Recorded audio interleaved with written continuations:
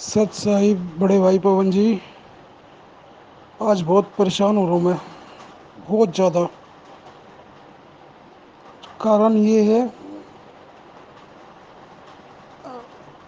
8 सितंबर से सब कहते हैं कि मैं ऐसे जुड़ा हूँ परमात्मा से, मैं ऐसे जुड़ा हूँ। लेकिन आज तक मैंने कभी किसी के मुंह से ये नहीं सुना जैसे मैं जुड़ा हूँ। ये नहीं सुना। क्योंकि 8 सितंबर को, 8 सितंबर कह लो या 9 सितंबर कह लो, टाइम का मेरे को पक्का नहीं पता। रात का टाइम था। मुझे तो खुद मेरे कमरे में, मैं तो बल्कि दारू वारू पी के सोता था। दिन में भी पीता था। दिन में तो खैर कभी जब भी छुट्टी वाले दिन, उस दिन प्रकट हुए। ये पिछले 8 सितंबर की बात है, 2021 की। तब से ये आए। मेरे एक बाबा थे, वो इनकी छाती के अंदर समाये हुए थे, बिल्कुल पासपोर्ट साइज की फ़ोटो की तरह। क्योंकि मैं अपने बाबा को ही मानता था। और वो बताते थे, आज से 25-26 साल पहले उन्होंने मेरे को बताया था। बहुत छोटा था मैं जब, तब उन्होंने बताया था कि सतलोक के बारे में। वो सत साई बोलते थे। तो ये सब बातें मेरे दिमाग में थी। और जैसे इनके काफ़ी इनसे बातें में मिलती हुई मैच। पर मुझे पता नहीं था, जब मेरे आंखों के सामने कोई चेहरा नहीं था, बस मुझे ये पता था कि वो सदगुरु बाबा बताते थे मेरे, कि सदगुरु है कोई। सदगुरु हैं, सदगुरु महाराज। वो सतलोक के राजा हैं, सतलोक के मालिक हैं। वो हैं असली शंकर के शंकर। और ये बताया कि दुर्गा जी के पति और निरंजन मतलब इनके पिता हैं, ब्रह्मा विष्णु के। इन तक के बारे में, और इसने क्या कुकर्म करा था ये तक मुझे बताया। पर मैं थोड़ा छोटा था, मैं ध्यान नहीं दे पाया। लेकिन मैंने वो बातें नहीं भूल पाया मैं, बड़े होने तक भी। बाकी तो मैंने काल वाले ही काम करे हैं। मारपीट, लड़ाई झगड़े, उल्टे सीधे, नशे पत्ते, जितने भी विकार है सब करे हैं, सब टोटल कोई नहीं छोड़ा। लेकिन मेरे लेकिन मैं कभी मंदिर पूजा वगैरह इसमें मेरा मन नहीं लगा। और मैं कभी भी अगर मुसीबत में होता या किसी भी चीज़ में होता तो मैं वो ही करता था। बस सतगुरु महाराज हैं सारे भगवानों के भगवान। मेरे दिल में ये बात घर कर गई थी। बस मैं उस पर चलता रहा, थोड़ा बहुत जो भी चलता रहा। और उल्टे विकार, उल्टे काम करता रहा। फिर ये 8 सितंबर को प्रमाण लेकर मेरे बाबा इनकी समाये हुए थे। ये बातें मैं आज इसलिए कर रहा हूँ क्योंकि आज मेरी परमात्मा से भी झगड़ा हो गया। बहुत झगड़ा हुआ है। गलती मेरी है सारी। चिड़चिड़ा हो गया मैं। बल्कि आप ये कहते हो ना, मैनेजमेंट काल के दूत हैं, नहीं। आज तो ऐसा लग रहा है कि साक्षात काल मेरे अंदर ही समाया हुआ है। मैंने परमात्मा से झगड़ा करा है अभी। और मैंने बोल दिया, मैं ना तो मैं तुम्हारी भक्ति के लायक हूँ, और ना मैं, कुछ भी हो जाए, आपकी बात में दम है, आपको मैं पहचान गया हूँ, सब कुछ है। क्योंकि आपके वो सुन के मैंने सिर्फ, जब मैंने देखा कि मेरे कमरे में जब ये आए थे, तो मैं बाबा को देख रहा हूँ और इनको देख रहा हूँ। मैं अपने बाबा से पूछ रहा हूँ, बाबा ये कौन है और तुम ऐसे क्यों? तो फिर इन्होंने कुछ नहीं बोला, ये मेरी तरफ मुस्कुराए और इन्होंने हाथ बढ़ा दिया। जैसे ही इन्होंने हाथ बढ़ाया, मैं इनके पास चला आया और इन्होंने मेरे को सीने से लगा लिया और मैं लग भी गया। और ये बिल्कुल हकीकत की बात है। और जब मैं इनको फिर उसके बाद, चलो ठीक है, जब मेरी आंखों के बाद में अंधेरा सा छा गया और मैं ढूंढ रहा हूँ कि ये कौन थे भी जो आए थे। और मैं अपने बेड पे से खड़ा हुआ था। मैं इसे सपना नहीं बोल सकता। फिर उसके बाद मैं दिन में भी पीने लग गया, 8 सितंबर के बाद। क्योंकि मेरे दिमाग में एक टेंशन चल गई थी कि बाबा तो ठीक है, वो तो मेरे बाबा थे, पर ये कौन थे? और बाबा इस तरीके से कैसे आए इनके सीने में समाये हुए? जैसे हनुमान जी ने वो रामायण में दिखाया था ना, सीताराम की तस्वीर, ऐसे। मगर ये थोड़ी सी बगल में थे इनके। अब उसके बाद मेरे को फेसबुक पे फिर एकदम से 2-3 दिन तक मैं परेशान रहा कि ये आदमी कौन है। पता नहीं किसका ऐसे टच हो गया मेरे से, और इनकी तस्वीर आ गई। और जैसी तस्वीर आई, मैं एकदम से पहचान गया इनको। मैंने कहा ये थे वो जो सपने में आए थे। अब मैं अपने घर में बताऊं, सबको बताऊं, वो उस दिन रात को ही मैंने सबको बता दिया था कि ऐसे ऐसे कोई आदमी आया था मेरे सपने में। तो सपने में कह रहा हूँ, हकीकत में कमरे में। अब कोई यकीन ना करे, कोई कहे कि सपना होगा, मगर सपना, मेरे को ये नहीं पता कि सपना है कि नहीं। ऐसे कहानी हुई थी, मैं इनसे ऐसे जुड़ा हूँ। जुड़ा भी नहीं हूँ, जोड़ा इन्होंने मेरे को। तो ये तो क्लियर हो गई थी। उसके बाद फिर जब मैंने बात करी वहाँ पे फेसबुक पे, एक है लड़की, राखी प्रसाद नाम है उस बहन का। तो उससे बात करी, मैंने कहा ये कौन है, जो मेरे को फेसबुक पे दिखे थे। तो उसने बोला ये संत रामपाल जी हैं, और ये ऐसे ऐसे बरवाला में इनका मतलब आश्रम था। उसने बताया मेरे को। मैंने कहा तो अब कहाँ मिलेंगे, उसने मुझे बताया अभी तो ये जेल में है। अब मैंने कहा जेल में, मेरे को फिर टेंशन हुई थी। मैंने कहा जेल में कैसे हो सकते हैं, ये तो साक्षात मेरे कमरे में आ गए, मुझे सीने से लगा के गए हैं। उसको बताया बताया मैंने। उन्होंने कहा ये तो बहुत अच्छी बात है। और उसने अपने वहाँ पे मैनेजमेंट वालों को सबको बताया होगा किसी को, क्योंकि उससे फिर मेरी बात होती रहती थी उस बहन से। अब उसको मैंने चलो बता दिया, उससे बात हो गई, कोई बात नहीं। तब मेरे को इनका थोड़ा सा पता चला, फिर मेरे को आपका पता चला, शंका दामोदर वो वीडियो भी आ गई। मैंने फिर उस आपको फ़ोन भी किया था 3 4 बार, लेकिन आपने वो फ़ोन उठाया नहीं था किसी वजह से। तो मेरे को ऐसा लगा, मैंने कहा यार ये बंदा कौन है, शंका समाधान वाला, और फ़ोन भी नहीं उठाता। मेरे मन में तो उस टाइम ऐसे ही आ रहा था, मुझे नहीं पता था आप इतने बिजी रहते हो, और आपको और भी बथेरे इतने फ़ोन आते रहते होंगे। मुझे तो ऐसा लग रहा था कि बस आपने फ़ोन डाला और मैं करूँगा और हो जाएगी बात। फिर उसके बाद मैंने उसको, राखी प्रसाद को, उस बहन को बात बात करी। मैंने कहा ये जो शंका समाधान है ये भी इनका गुरुजी के ने ही खोल रखा है, गुरुजी के ही मतलब वो है। तो उसने बताया कि नहीं नहीं, पवन दास और संजय, इनकी तो, ये तो गुरुद्रोही हैं, और इनका तो नाम लेना भी मतलब पाप है। मैंने कहा नहीं, वो तो मतलब शंका समाधान इनका ही आता है, और मैंने तस्वीरें भी देखी है उनकी वीडियो की।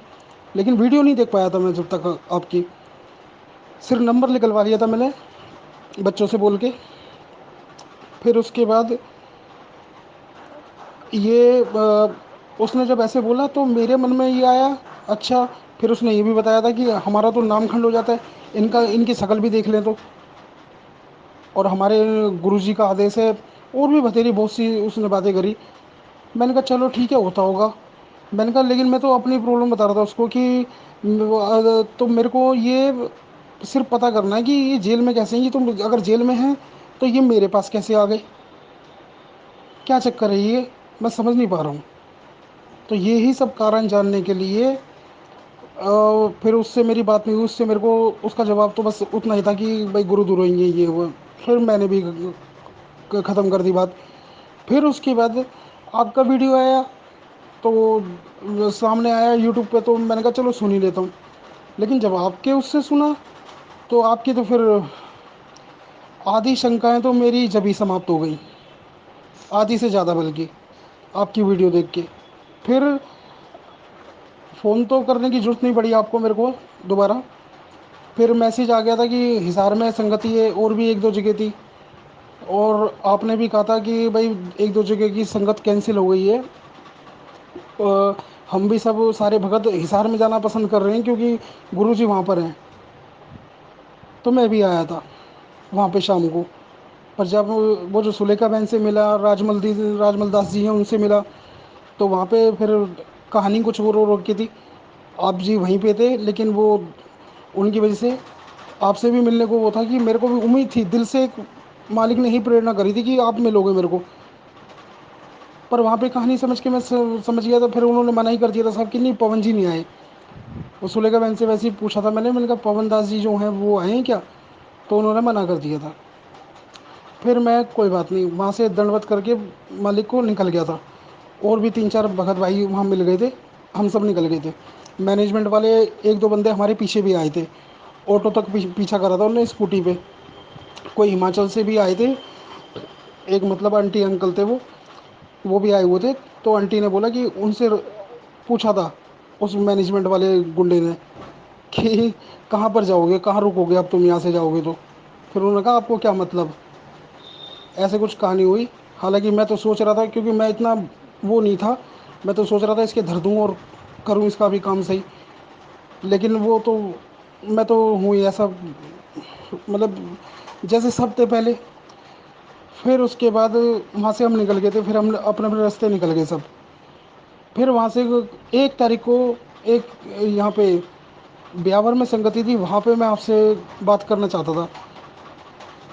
मैं ब्यावर गया, मेरे को पक्का नहीं पता था आप मिलोगे वहाँ, लेकिन मेरे को अंदर से थी प्रेरणा कि मिलोगे। मैंने कहा बाकी तो मैं मालिक तो का तो की संगत में तो जा ही रहा हूँ मैं, कोई बात नहीं, मालिक की संगत तो है ही, आपसे बात करूँगा, ये सब बातें थी। तो वहाँ मिला था मैं आपसे फिर, लेकिन बात करने की हिम्मत नहीं हुई, जो जो सवाल, वो इसलिए नहीं हुई, हिम्मत की बात नहीं, वो इसलिए नहीं हुई कि जो वहाँ की संगति थी, जो जो प्रमाण आपने दिखाए थे, बताए थे, उन सबसे मेरे सारे जो भी कंसेप्ट थे वो सब क्लियर हो गए कि ये परमात्मा ही है। जो संतुष्टि मेरे को मैनेजमेंट वाले एक, जिसका बताया बहन का, उसका मैंने, राखी प्रसाद, और दो तीन उसके हैं और फेसबुक पे थे, वो सब उनसे नहीं, उनसे मैंने ये भी बोला था कि नाम दीक्षा मेरे को लेनी है, मैं कहाँ से लूँ। तो उन्होंने नामदान केंद्र को एक दो नंबर दे दिए कि इस पे कॉल कर लो, जो आपका सेंटर पास पड़ता है दिल्ली में बता देंगे। फिर एक मुंडका का नंबर था वो, वहाँ पे कोई रोहतास दास है, उनको मैंने बोला, मैंने कहा नाम दीक्षा लेनी है मेरे को और ऐसे ऐसे परमात्मा दिखे थे। हाँ हाँ कोई नहीं कोई नहीं, उन्होंने बस अपनी धूधनी चालू कर दी। चलो कोई बात नहीं। लेकिन परमात्मा का सत्संग मेरे को, मैं वैसे इतना मेरे को याद नहीं रह पाता, इतने सुनता हूँ इतने सुनता हूँ, मगर सब दिमाग से, लेकिन जब सुनता हूँ तो ऐसा लगता है हाँ सुन रखा है सुन रखा है। लेकिन अगर मैं वहाँ से 1 मिनट में ध्यान हट जाता, यही नहीं समझ आता क्या सुना था। मगर एक सत्संग में मेरे को, जिस दिन मेरे को जाना था नाम दीक्षा लेने, तो मालिक का वही था कि वही वाला सत्संग जो आप भी दिखाते हो, कि दास के अलावा नाम देने का अधिकारी कोई नहीं है 21 ब्रह्मांड में, और जो जो भी ये सब ऐसे कर, इसमें पता नहीं मेरी बुद्धि कैसे अटक गई इस सत्संग पे। और कुछ दिन, 1 2 दिन बाद ही आपका भी वो मिल गया मेरे को। हाँ उसको मैंने राखी प्रसाद को फ़ोन करा, मैं कहा वो तो गुरु जी तो ये कहते हैं, तो उसने भी छूटते ही ये बोल दिया, लगता है आपने पवन दास जी की वीडियो देख ली है। मैंने कहा नहीं, परमात्मा खुद कह रहे हैं सत्संग में, कह रही ऐसा कुछ नहीं होता। फिर कुछ मेरे को अच्छा नहीं लगा कुदरती, फिर मैंने उन सब से ताल्लुकी वो कर दिया। मैं तो बस आपसे, आपकी वीडियो देख लेता हूँ, मेरे काम से हो जाता है। मगर आज जिस काम के लिए मैंने फ़ोन किया वो कुछ ज़रा अलग बात है। वो ये है कि मेरे से रात को बहुत गड़बड़ हो गई है। सारा ज्ञान भी समझ लेता हूँ, सारा वो भी कर लेता हूँ, और मन में भी ऐसा लगता है कि हाँ मैं बिल्कुल दृढ़ हो गया हूँ, लेकिन सब फेल है। रात को मैंने जहाँ पे दरबार लगा रखा है मालिक का, वहीं पे, हालांकि कई बार मैं बचा हूँ, मालिक से प्रार्थना करता हूँ बच जाता हूँ, लेकिन रात को ये कुकर्म करने से नहीं बचा। मेरी जो पत्नी है, हालांकि वो तो, मेरे घर में तो कोई जानता था मतलब वैसे जानते हैं इनको, वैसे सब है, लेकिन बाकी कोई गौर नहीं करता इस बात पे। तो उसने बोला भी था कि यहाँ पे दरबार है, यहाँ पे ऐसी हरकत ठीक नहीं है, लेकिन मैंने उसके साथ दुष्कर्म कर दिया। और मेरा रात से इतना चिड़चिड़ा हो रहा मैं कि मालिक की दरबार के आगे भी और वैसे भी, मोबाइल में भी, ना इनका सत्संग सुनने को वो हो रहा है, ना आपकी वीडियो देखने को मन कर रहा है, और रह भी नहीं पा रहा हूँ। लेकिन शर्म इतनी आ रही है दरबार में, आज मैंने जोत लगाते वक्त भी पता नहीं कैसे, इतना पानी पानी हो रखा था, इतना पानी, कि इतनी शर्म कभी ज़िंदगी में किसी काम को करते वक्त नहीं आई जितनी आज आई है। और फिर मालिक से झगड़ा हो गया मेरा आज अभी। मैंने कहा आपने इस काल को जो ब्रह्मांड दिए वो तो दिए, मगर ऐसी ये रजोगुण सतोगुण और ये तमोगुण, ये क्या है, ये ऐसा, ये चीज़ क्यों मालिक आपने करी। और बताऊं, और इससे भी ज़्यादा मैं क्या बोल पड़ा मालिक से। मैंने कहा कि आपने, आप समर्थ हो, आप अंतर्यामी हो, घट घट की बात जानते हो, ये प्रमाण दे, मैं मान गया हूँ, लेकिन आप इस काल की भी तो जानते होंगे। जब ये आपने ये अंडा बनाया और जब करा कि छोड़ा था, तो आपको पता होगा वो क्रोध में आके जो भी है, परम अक्षर ब्रह्म, जो भी उसके कारण ऐसा होगा। और फिर ये आगे जाके 70 70 युग तपस्या भी करेगा, और ऐसी ऐसी चीज़ें, तो ये चीज़ें क्यों दी आपने, आप सब कुछ जानते थे। इस कारण से बहुत परेशान हो रहा हूँ मैं, मेरा कभी कभी तो मरने को मन कर रहा है आज, या फिर बड़ा दुखी होके बोल रहा हूँ कि परमात्मा कुछ ऐसा करो कि मैं भूल जाऊँ आपको, मुझे नहीं रखना याद। क्योंकि मैं तो, आप वैसे ले जाने वाले नहीं, और ऐसे जाया नहीं जाए, इतने विकार भरे पड़े अंदर। अभी तक ऐसा लग रहा था 6 7 8 महीने ऐसे गुजरे मेरे, बहुत अच्छे, बहुत निर्मल हो गया हूँ। जैसे मैं हर माता बहन को बिल्कुल साफ नज़र से देख रहा था। साफ नज़र से कैसे? नज़र तो वही गंदी जाती थी, लेकिन मालिक का ज्ञान आगे जाता था। उनके सत्संग भी आगे थे कि जैसे एक वो बताया था, एक एक माता थी, उसके बच्चे नहीं थे। फिर एक संत ने उनको आशीर्वाद दे दिया। कहा कि ठीक है, तेरे पुत्र हो जाएगा, लेकिन बच्चे हो जाएंगे, लेकिन पहला पुत्र मेरे को दे दियो। तो उस माता ने उस संत को पुत्र दे दिया पहला। फिर उसके एक दो पुत्र और हो गए और पुत्रियाँ हो गई। फिर वो वहाँ रहने लगा संत के पास, जो बड़ा वाला बच्चा था जो दे दिया था उस माता ने संत को। फिर एक दिन उसकी तबीयत खराब हो गई, कोई फोड़ा वोड़ा निकल आया था उसके। तब वो भिक्षा लेने के लिए गया था गाँव में, तो उसी घर में चला गया अपनी बहन की, अपनी माता के घर में। तो वहाँ उसकी बहन पाई, छोटी थी। तो जैसे वो दूधी वगैरह देख कर, छोटी छोटी, तो उसने सोचा मेरे गुरुदेव के फोड़ा हो गया। तो ये वो ऐसे, तो ये सब चीज़ें करके जब उसने बाद में देखा था कि ओहो, ये तो मालिक इतना दयालु है कि जो आने वाली आत्मा है उसके लिए दूध पहले से ही तैयार कर देता है। ये सब बातें सोच के, और मैं अपने आप को साफ निर्मल कर लेता था, हो जाता था। लेकिन जो रात को मैंने कुकर्म करा है परमात्मा के दरबार में, परमात्मा को जैसे ही याद कर रहा हूँ तो नहीं बन रही बात। बहुत दुखी हो रहा हूँ, परेशान हो रहा हूँ। बड़ा, मैं कह नहीं सकता क्या हाल हो रहा है मेरा। बंदी छोड़ सतगुरु रामपाल जी भगवान की जय हो। सत साई भगत जी, आपने इस ऑडियो में सारी बातें बताई हैं शुरू से लेके अंत तक।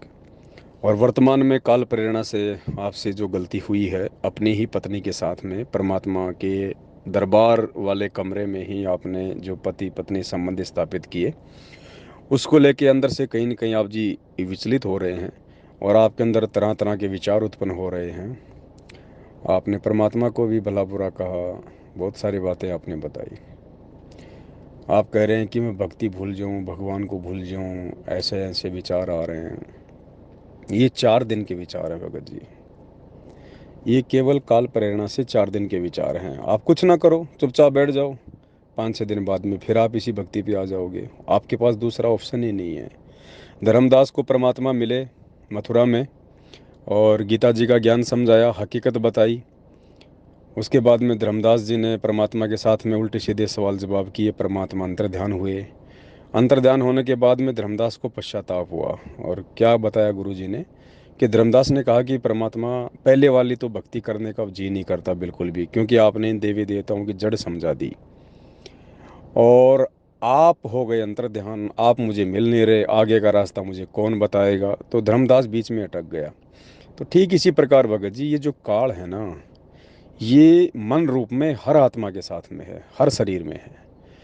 और काल का तो काम है वो अपना काम करेगा पूरा। भगवान का काम है हमारे को भक्ति से जोड़ना, हमारे को नाम उपदेश देना, हमारे को सद्मार्ग बताना, आगे बढ़ने की सत प्रेरणा देना। और काल का काम क्या है?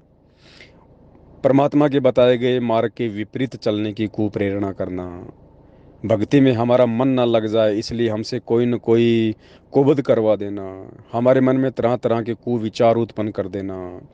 काल हमें अशांत करना चाहता है, काल हमारे को विचलित करना चाहता है कि इस भगवान की भक्ति को हम सीधे सीधे ना कर लें।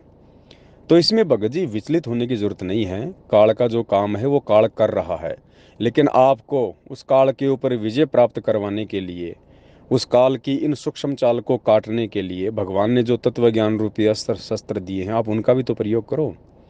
आप काल के हथियार से तो आप जी घायल हो गए, लेकिन भगवान ने उपचार के लिए भी तो तत्व ज्ञान दिया है, उसका भी तो भगत जी प्रयोग करो। काल ने अपना काम कर दिया, अब परमात्मा ने हमें जो समाधान दिए हैं उनका भी तो प्रयोग करो भगत जी। ज्ञान आधार से समझो इन चीज़ों को। ठीक है, परमात्मा का ज्ञान होने के बाद में पति पत्नी संबंध कोई गलत नहीं होते। परमात्मा कहते हैं इंद्री कर्म ना लगे लगारम, जो भक्ति करे निर्द्वंद रहे। अगर आप सत भक्ति कर रहे हैं, मर्यादा में हैं, तो परमात्मा ने बताया कि भगत को जति होना चाहिए। जति मतलब जैसे लक्ष्मण जी थे, वो केवल अपनी पत्नी तक ही सीमित थे।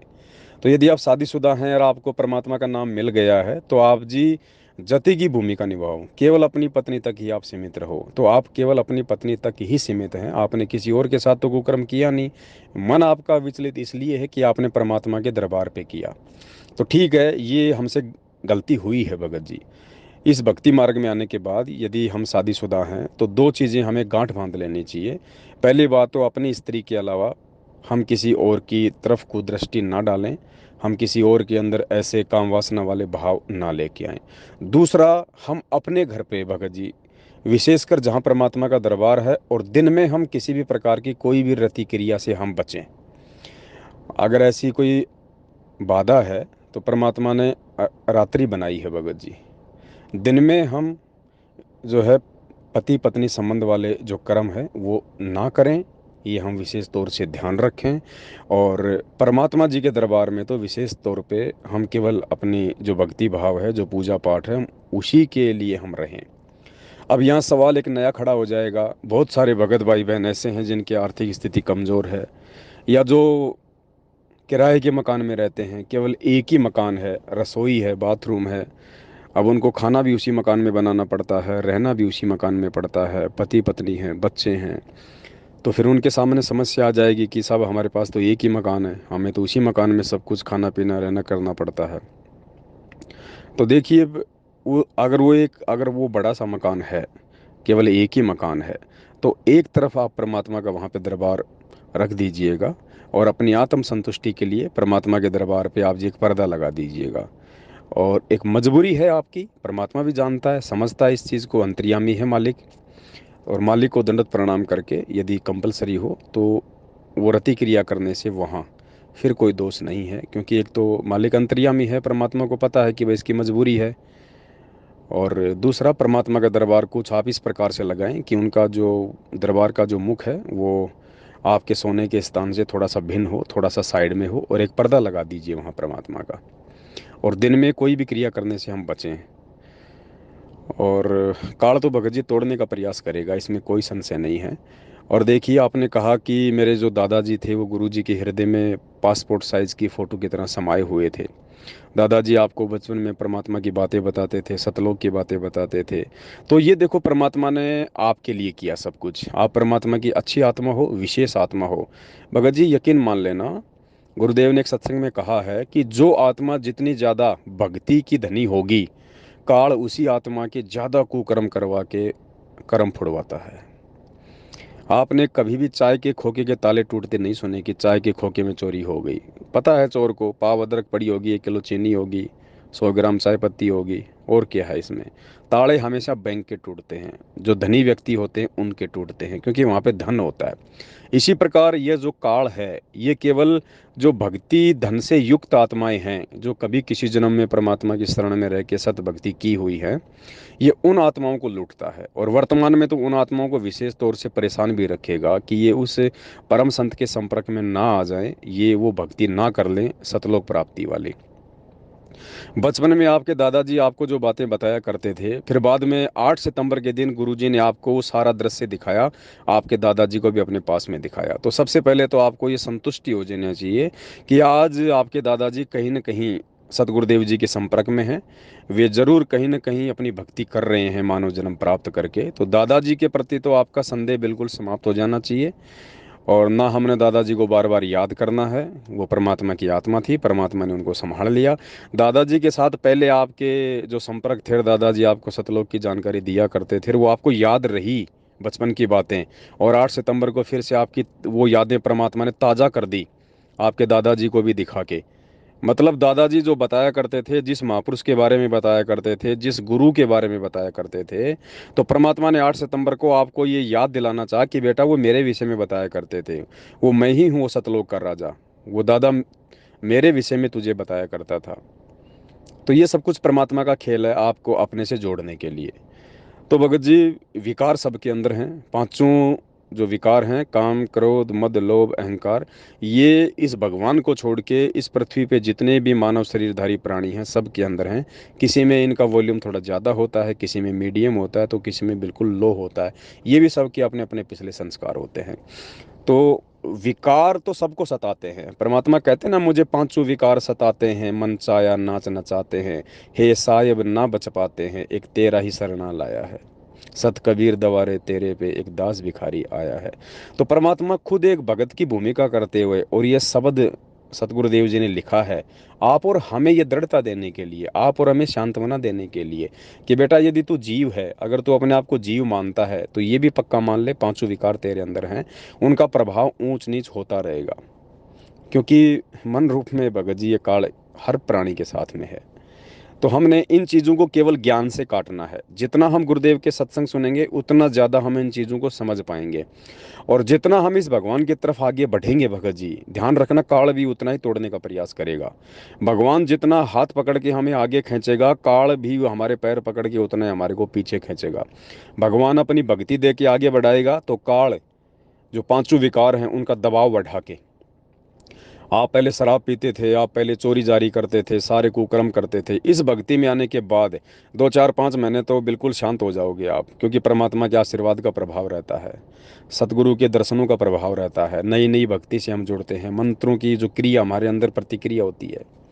और उसके बाद जैसे ही साल 6 महीना में बीत जाता है, धीरे धीरे हम थोड़ा भक्ति में रुचि भी कम कर देते हैं, सांसारिक कामों में ज़्यादा व्यस्त हो जाते हैं, तो धीरे धीरे फिर मन का प्रभाव होना शुरू हो जाता है। जैसे कोई साफ़ सुथरा कमरा है, उसको गुरुजी कहते हैं 5 4 दिन तक आप उसको खोलो मत, बिल्कुल पैक करके रखो, चाहे शीशे लगा के।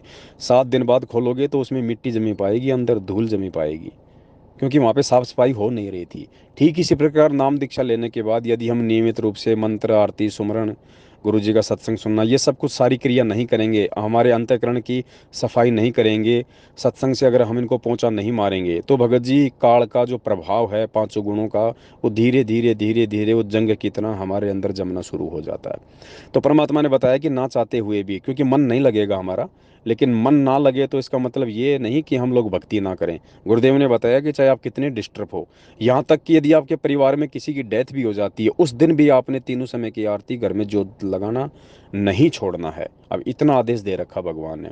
तो बाकी छोटी छोटी घटनाएं तो भगत जी होती रहेंगी, हमारे साथ भी होती हैं, आपके साथ भी हो रही हैं, और सबके साथ हो रही हैं। कोई ना बतावे तो इसका मतलब ये थोड़ी है कि वो किसी के साथ हो नहीं रही।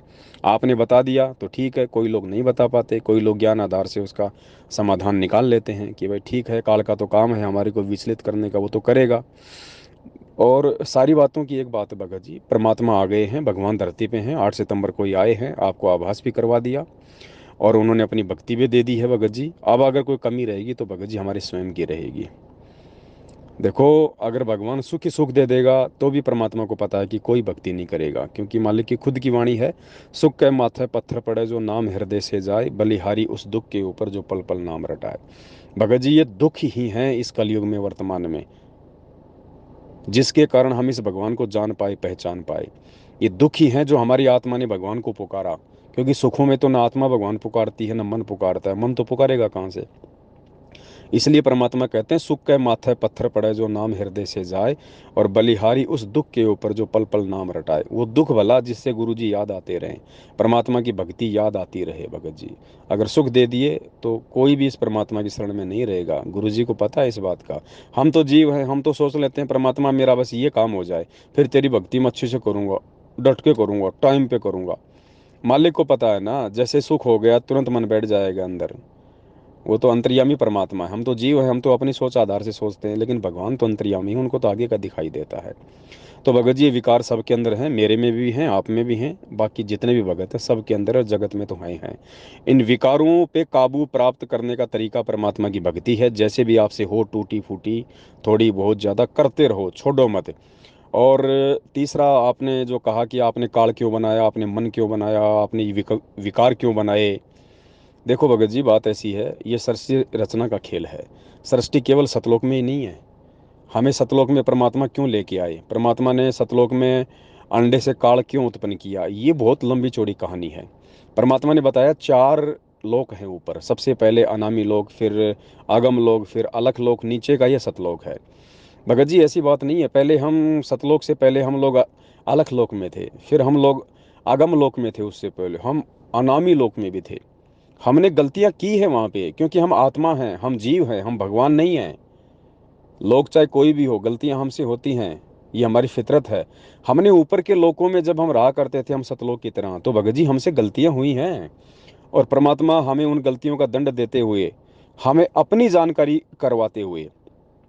देखो, सतलोक में यदि हम भगवान को भगवान मान लेते, सतलोक में यदि हमारे को पूर्ण तत्व ज्ञान होता तो भगत जी हम क्यों अपने भगवान से आस्था हटा के हम इस काल के चक्कर में आते? क्यों हम नीचे यहाँ पे धक्के खाते आज 21 ब्रह्मांड में गधे कुत्ते सुअर बन के? इसका मतलब सतलोक में हम थे जरूर, लेकिन हमें सतलोक में भगवान की जो पहचान होनी चाहिए थी ना, परमात्मा के गुणों का जो महत्व, जो जानकारी हमें होनी चाहिए थी ना, वो नहीं थी हमें। हम धोखा खा रहे थे वहां पे।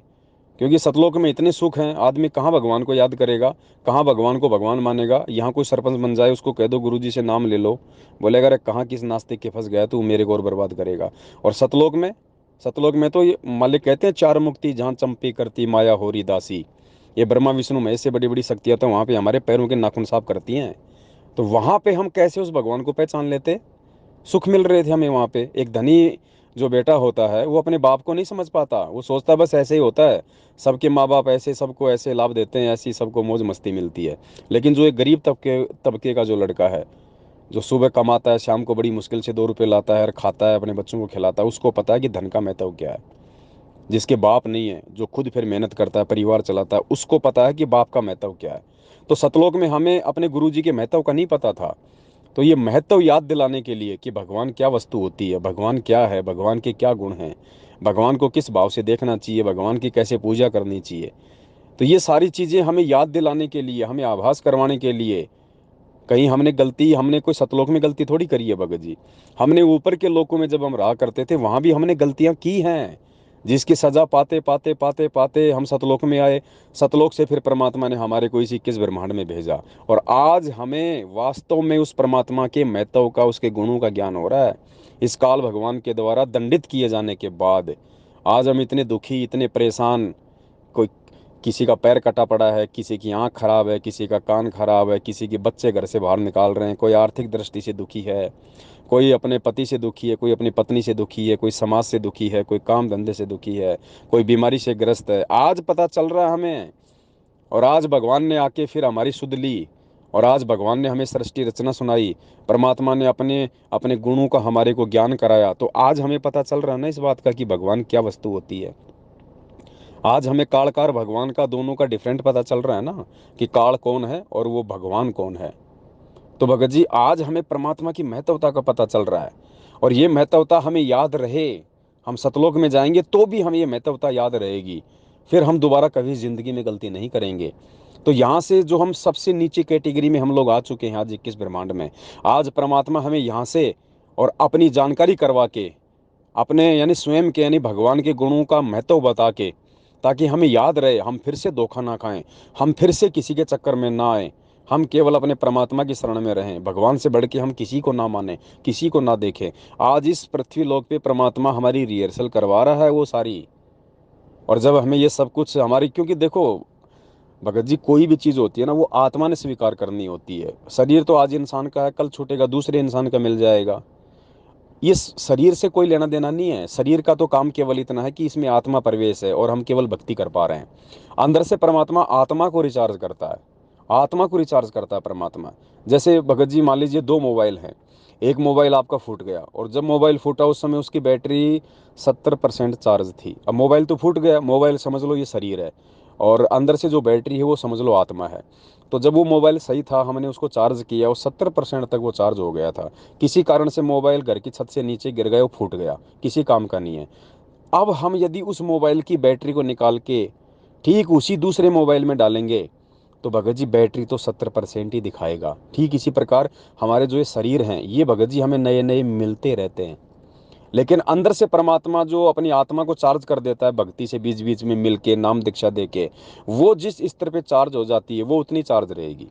तो इसी प्रकार परमात्मा ने आत्मा को चार्ज करना है, और ये आत्मा भगत जी, परमात्मा यदि हम नियमित भक्ति करेंगे, मर्यादा में रहेंगे, इन विकारों से ज्ञान को आधार बना के हम लड़ेंगे, तो हमारी बैटरी चार्ज होती जा रही है, आत्मा चार्ज होती जा रही है। और आत्मा जब फुल चार्ज हो जाएगी, और आत्मा उसी समय फुल चार्ज हो जाएगी, सबसे पहले तो गुरु को भगवान माने, गुरु के अलावा किसी में भी कोई आस्था ना रखे। परमात्मा कहते हैं गुरु सेवै कोई चतुर सयाना, गुरु पढ़तर कोई और नाना। गुरु के समान दूसरा कोई नहीं होना चाहिए।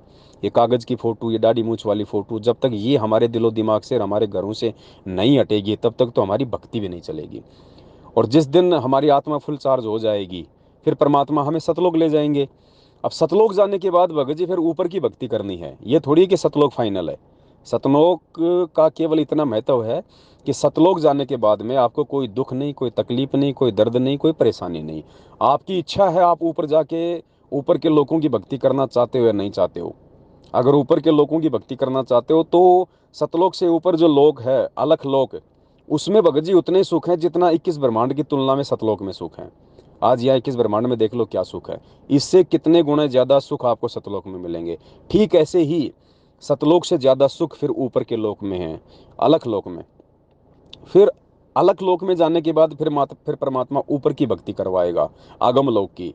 अब आगम लोक में जाने के बाद फिर परमात्मा अनामी लोक की भक्ति करवाएगा, जो सबसे ऊपर का लोक है। जिस समय परमात्मा ने हमें सर्जित किया था, आत्माओं का सर्जन किया था, तो अनामी लोक में जाने के बाद भगत जी फिर हमारा फाइनल स्टेज आ जाती है। यानी वहां जाने के बाद फिर हमारा जन्म मृत्यु सदा सदा के लिए परमात्मा समाप्त कर देता है। जिस शब्द से परमात्मा ने आत्मा की उत्पत्ति की थी, परमात्मा उस आत्मा को वापस अपने उसी शब्द में समा लेता है।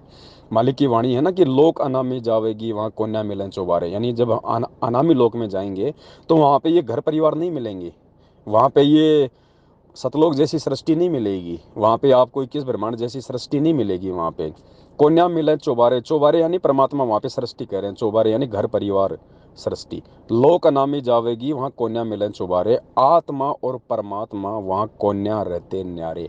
यानी सतलोक में जाने के बाद में आत्मा का परमात्मा से भिन्न स्वरूप नहीं होता है।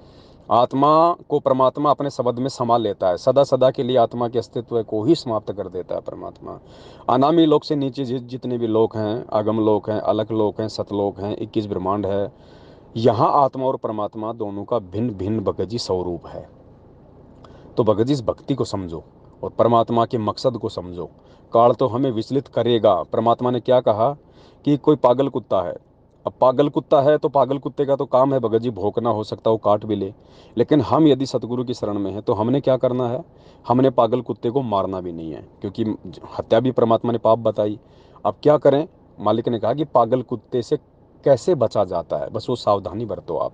मालिक कहते हैं ना कि कहते को कहीं जान दे, गुरु की सीख तू ले, साकट और सवान को उल्टा जवाब ना दे। सबकी सुनो, सबके वीडियो देखो, सबकी विचारधारा से परिचित हो, लेकिन वो करो जो परमात्मा के ज्ञान में है। फाइनली वो करो जो गुरुजी कहते हैं, जो गुरुजी ने अपने सत्संगों में कह रखा है, कहे कबीर सोए जन मेरा, जो नीर खीर का करे निबेरा। तो भगत जी भगवान मिल गया, ज्ञान मिल गया, मार्ग मिल गया, समाधान मिल गया। अब हमने किसी भी चीज़ को सोचने समझने में देरी नहीं करनी चाहिए।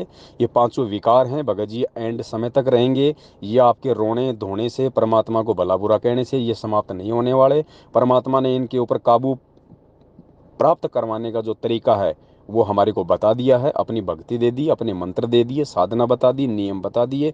इन्हीं में रह के हम इनके ऊपर कंट्रोल कर सकते हैं। दूसरा, ये भक्ति छोड़ के आप चाहे गुरु जी की गोद में जाके बैठ जाओ, ये विकार कंट्रोल नहीं होंगे।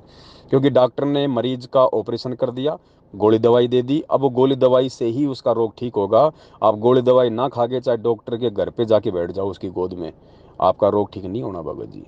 तो ये अध्यात्म है, तत्व ज्ञान है। आप साध संगत से आप जुड़े रहो, साध संगति से ही भगत जी आपको धीरे धीरे बातें समझ में आएंगी और आप अपने मन के ऊपर कंट्रोल कर पाओगे। अन्यथा भगत जी मैनेजमेंट के साथ दोगे या मैनेजमेंट की संगति करोगे, उनके नामदान केंद्रों पे जाने की भी सोचोगे, कहीं उनको अनजाने में भी दान धर्म कर दिया तो भगत जी उसका उल्टा प्रतिफल होगा। कोई फायदा नहीं होगा, कोई लाभ नहीं होगा, उल्टा परमात्मा से दूर होने की प्रेरणा धीरे धीरे बनेगी, जो 90% संगत की वर्तमान में हो रही है। किसी के घर में सुख नहीं है, सबके घर में लड़ाई झगड़े मार पीट, सब ने दारू दूरू खाना पीना शुरू कर दिया। हैरानी की बात है, रोहतक से जिन जिन लोगों ने ये सारा नाम लिया है फर्जी 2018 से, आज उनमें से 70% लोगों ने भगत जी नशा करना शुरू कर दिया, लड़ाई झगड़े करने शुरू कर दिए उन्होंने। अकाल मौत हो रही है उनके घरों में, क्योंकि वो समझ ही नहीं पाए। साथ संगति से जुड़े बिना आप जी लाख जन्म भी सतगुरु रामपाल जी भगवान को नहीं समझ पाओगे भगत जी। और सतगुरु रामपाल जी भगवान इस भक्ति की मूल है, नींव है। और जब नींव मजबूत नहीं होगी, आप गुरु जी को नहीं समझ पाओगे, भक्ति जिंदगी में नहीं समझ पाओगे। तो बड़े भाई सारे रोने धोने छोड़ो। ये आपके साथ जो परिस्थितियां हैं, काल जो खेल खेल रहा है ना, ये आपको विचलित करने के लिए, आपको शांत करने के लिए, ये सबके साथ में है। परिस्थितियां भिन्न भिन्न हो सकती हैं, लेकिन ये सबके साथ में भगत जी।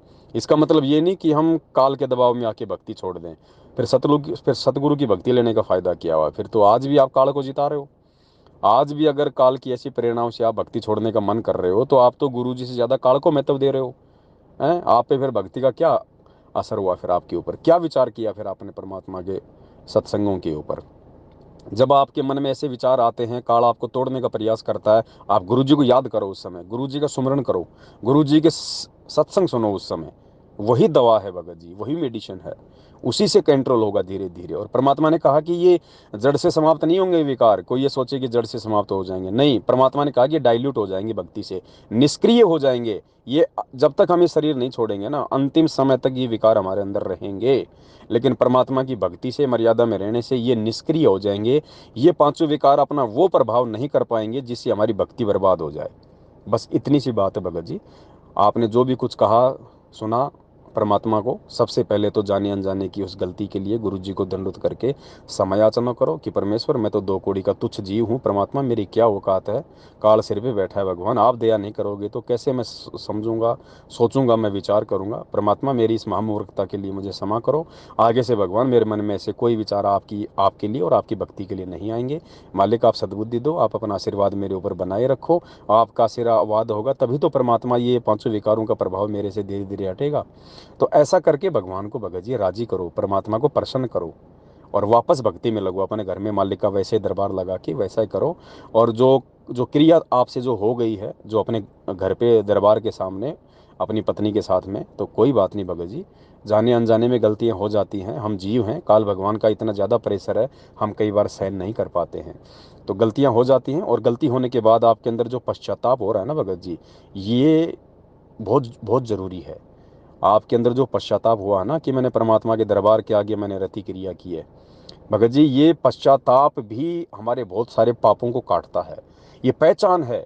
ये पश्चाताप सबको नहीं होता भगत जी। गलत काम करके किसी भाग्यवान आत्मा को ही पश्चाताप होता है, क्योंकि विचार करने की सद्बुद्धि केवल अच्छी आत्माओं में होती है, हंस आत्माओं में होती है। तो आपके अंदर जो पश्चाताप की जो आग जो जली हुई है ना, ये कहीं ना कहीं आपके पाप कर्मों का नाश कर रही है। कहीं ना कहीं आप इस पश्चाताप के माध्यम से आप सुधार की ओर आगे बढ़ रहे हैं।